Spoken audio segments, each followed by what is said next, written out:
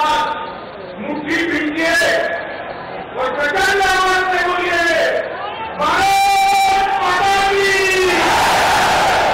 जय श्री राम, जय श्री राम। आज के श्रद्धेय बाबू जी को श्रद्धांजलि अर्पित करने के कार्यक्रम में मेरे साथ मंच पर उपस्थित उत्तर प्रदेश के सम्माननीय और लोकप्रिय मुख्यमंत्री श्रीमान योगी आदित्यनाथ जी, आज जिनके निमंत्रण पर मैं आया हूं, ऐसे हमारे सांसद राजवीर सिंह राजू भैया जी, हमारे दोनों उप मुख्यमंत्री श्री केशव प्रसाद मौर्य जी, श्री ब्रिजेश जी, श्री पीयूष गोयल जी, श्रीमती वसुंधरा राजे जी, मंच पर उपस्थित सभी यूपी सरकार और केंद्र सरकार के मंत्रीगण, हमारे प्रदेश अध्यक्ष महोदय भूपेंद्र जी, और आज बाबूजी को श्रद्धांजलि देने के लिए यहां इतनी बड़ी संख्या में आए हुए प्यारे भाइयों बहनों, आप सभी को मेरा नमस्कार। आज मैं केवल दिल्ली से एक ही काम के लिए आया हूं। भारतीय जनता पार्टी के वरिष्ठ नेता राम भक्त और पिछड़ों के कल्याण के उत्तर प्रदेश के अंदर शुरुआत करने वाले श्रीमान कल्याण सिंह जी को मैं श्रद्धांजलि देने के लिए आया। सबसे पहले मैं देश के करोड़ों कार्यकर्ताओं की ओर से बाबूजी को श्रद्धांजलि देता हूं और उनकी पुण्य स्मृति को प्रणाम कर मेरी बात की शुरुआत करना चाहता हूं। जो लोग बाबूजी को जानते हैं, वैचारिक कर्मठा, प्रशासनिक कुशलता और संगठन की दक्षता और पिछड़ों और गरीब के प्रति असीम संवेदना का प्रतीक बाबूजी कल्याण सिंह थे। मित्रों, आज मैं लंबी बात नहीं करना चाहता। मैं उस दिन कोरोना के कारण अस्पताल में था जब मोदी जी ने श्री राम मंदिर का शिलान्यास करने का काम किया। उस दिन मैंने बाबूजी को फोन किया था, उन्होंने कहा था मेरा जीवन धन्य हो गया, मेरे जीवन का लक्ष्य आज समाप्त। जब बाबूजी उत्तर प्रदेश के मुख्यमंत्री बने तब इन्होंने 3 चीजों पर लक्ष्य दिया था। सबसे पहला, श्री राम जन्मभूमि आंदोलन को गति देना। दूसरा, गरीब कल्याण के भारतीय जनता पार्टी के विचार को जमीन पर उतारना। और तीसरा, सामाजिक सद्भाव बिगाड़े बगैर, जातिवाद को उकसाए बगैर करोड़ों पिछड़ा समाज के लोगों का कल्याण।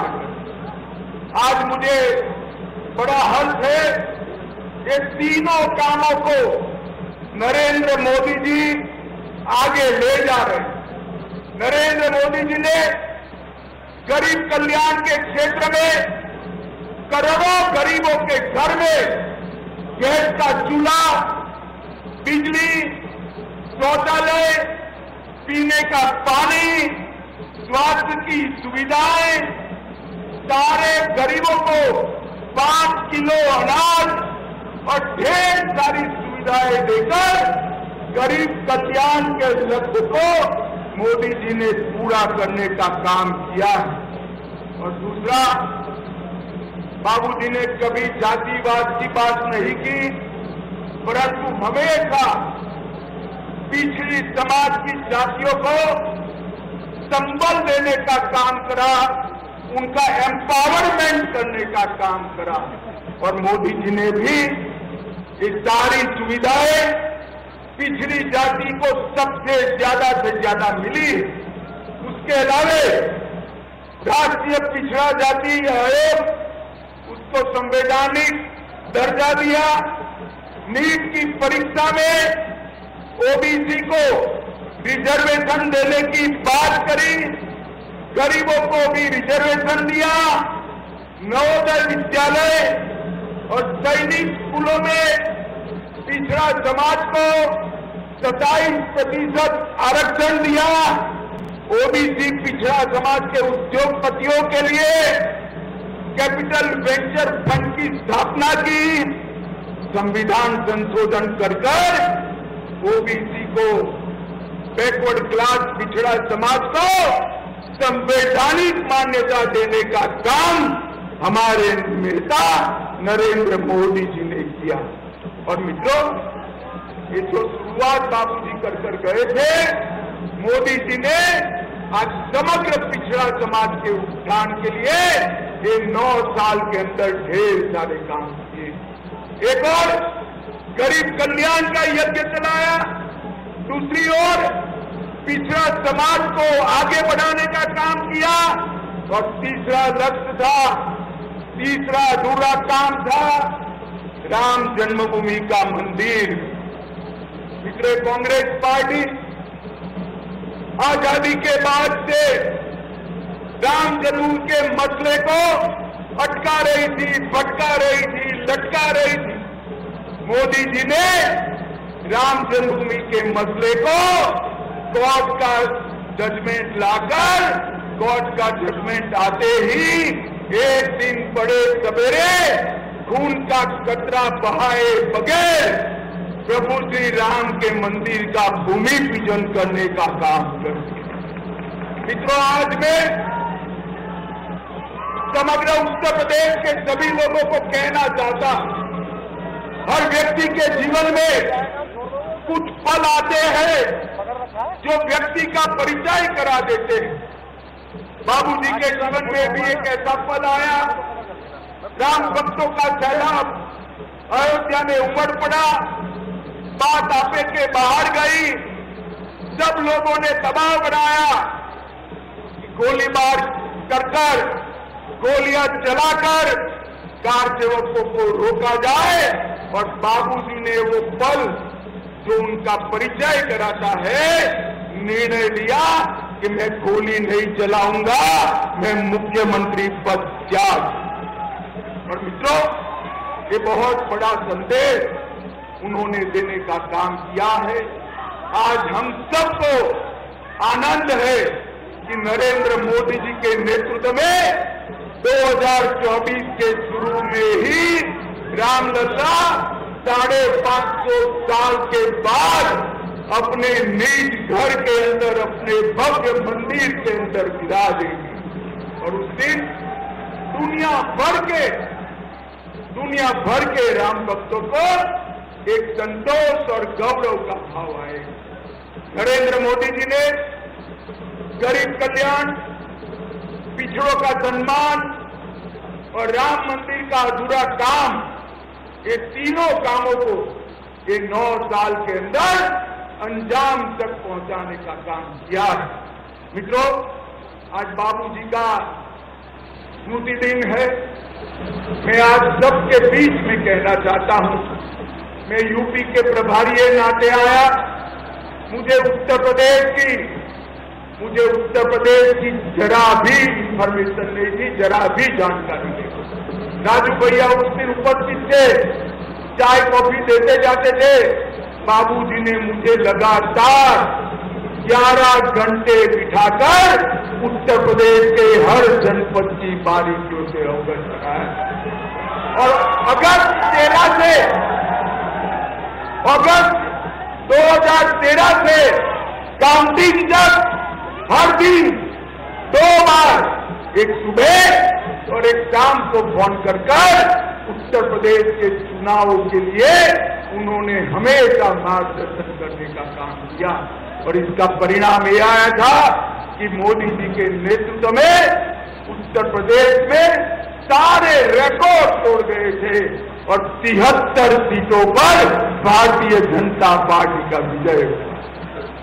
भाइयों बहनों और युवाओं, 2024 में चुनाव आने वाला है। आप बताइए, 73 सीटों का रिकॉर्ड तोड़कर 80 की 80 सीटों पर कमल खिलाएंगे क्या? अरे हम सब जोर से उन्हें खिलाएंगे। श्रद्धेय बाबूजी को इससे बड़ी श्रद्धांजलि कोई नहीं हो सकती। मित्रों, 80 की 80 सीटों पर एक बार कमल खिलाइए, मोदी जी को फिर से प्रधानमंत्री बनाइए और पूरे भारत में संदेश भेजिए कि उत्तर प्रदेश भारतीय जनता पार्टी का अभेद गढ़ है, इसको कोई पराजित नहीं कर सकता। भाइयों और बहनों, मैं फिर से एक बार बाबूजी को श्रद्धांजलि देकर मेरी वाणी को विराम दूंगा। मेरे साथ बाबूजी को श्रद्धांजलि देने के लिए और 80 सीटों के संकल्प को दोहराने के लिए आप सभी दोनों हाथ उठाकर भारत माता का जयकारा लगाएंगे। मेरे साथ उठाइए दोनों हाथ, विजय के संकल्प की मुट्ठी बीजिए और प्रचंड आवाज से बोलिए, भारत माता की, भारत माता की, भारत माता की, वंदे वंदे वंदे।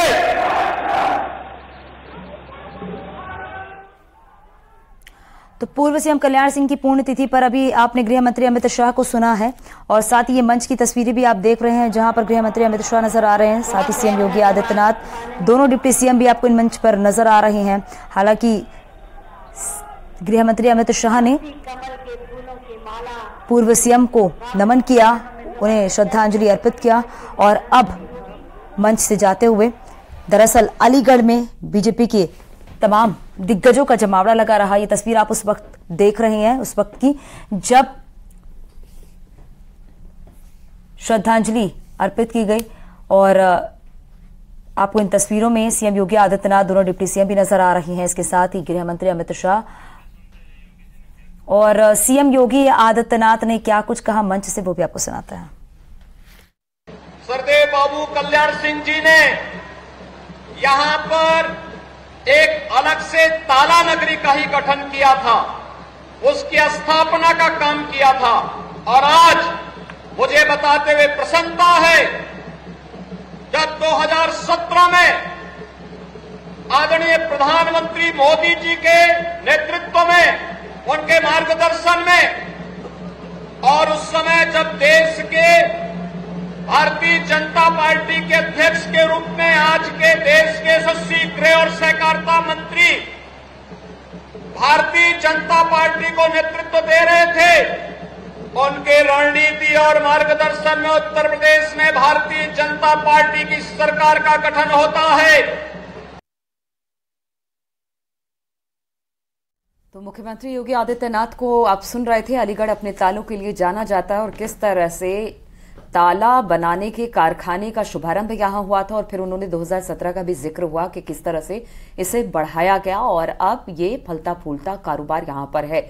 और आज बाबूजी का जन्मदिन है तो इस मौके पर भव्य कार्यक्रम रखा गया था बीजेपी की तरफ से। जितने दिग्गज नेता थे, गृह मंत्री खुद यहां पर पहुंचे थे, श्रद्धा सुमन अर्पित किए, दोनों डिप्टी सीएम, प्रदेश अध्यक्ष, मुख्यमंत्री सभी यहां पर विराजमान थे मंच पर। अब से कुछ देर पहले अमित शाह यहां से निकले हैं और खासतौर पर 2024 के लिहाज से भी आज जिस तरह से बीजेपी ने यहां से आह्वान किया, उन्होंने कहा कि अलीगढ़ का नाम उन्होंने बदल कर बोला और साथ ही साथ उन्होंने कहा कि 2024 का चुनाव काफी महत्वपूर्ण है और अलीगढ़ की जनता से पूरी उम्मीद है कि वो इस चुनाव में बीजेपी का साथ देंगी। 80 सीटों का लक्ष्य लेकर बीजेपी चल रही है और उसमें आज बाबूजी की ये पुण्यतिथि भी बहुत महत्वपूर्ण है। पूरे धूमधाम के साथ आज बीजेपी ने उनकी पुण्यतिथि को मनाया है हिंदू गौरव दिवस के तौर पर। और डिप्टी सीएम ब्रजेश पाठक ने क्या कहा, आइए सुनते हैं। सदैव बाबूजी की द्वितीय पुण्यतिथि के अवसर पर उत्तर प्रदेश के 24 करोड़ लोगों की तरफ से हृदय से श्रद्धा सुमन अर्पित करता हूं। सदैव बाबूजी ने पूरा जीवन गरीबों के, पिछड़ों के जीवन के उत्थान के लिए लगाने का काम किया। ऐसे अवसर पर हम सब सदैव बाबूजी को याद करके उनके जो बताए हुए रास्ते हैं, उनके जो अधूरे काम हैं, उनको पूरा करने का संकल्प लेते हैं। और खुशी की बात है, सदैव बाबूजी ने जिस राम मंदिर के लिए अपनी सरकार को न्यौछावर करने का काम किया था, वो आदरणीय प्रधानमंत्री नरेंद्र मोदी जी के मार्गदर्शन में वो सपना बाबूजी का पूरा हो रहा है। ऐसे अवसर पर बहुत अधिक बात न करते हुए पुनः मैं पुण्यतिथि के अवसर पर श्रद्धा सुमन अर्पित करता हूं। तो अगर पूर्व सीएम कल्याण सिंह की बात की जाए तो लोग समाज से आते थे, उनकी अच्छी खासी पकड़ थी और कहते हैं कि बीजेपी के स्ट्रेटेजी बनाने वालों में से उनकी भूमिका रही हमेशा से बीजेपी को किस तरह से आगे ले जाना है, ये उन्होंने बखूबी बीजेपी को वो आगे लेकर गए। इसलिए आज पूरे धूमधाम के साथ उनकी पुण्यतिथि मनाई जा रही है अलीगढ़ में और एक बड़ा समारोह का आयोजन यहां पर बीजेपी की तरफ से किया गया था, जिसमें तमाम उत्तर प्रदेश और केंद्र के, अगर गृह मंत्री की बात की जाए, राजनाथ सिंह की बात की जाए, सभी यहां पर पहुंचे थे बाबूजी को श्रद्धांजलि देने।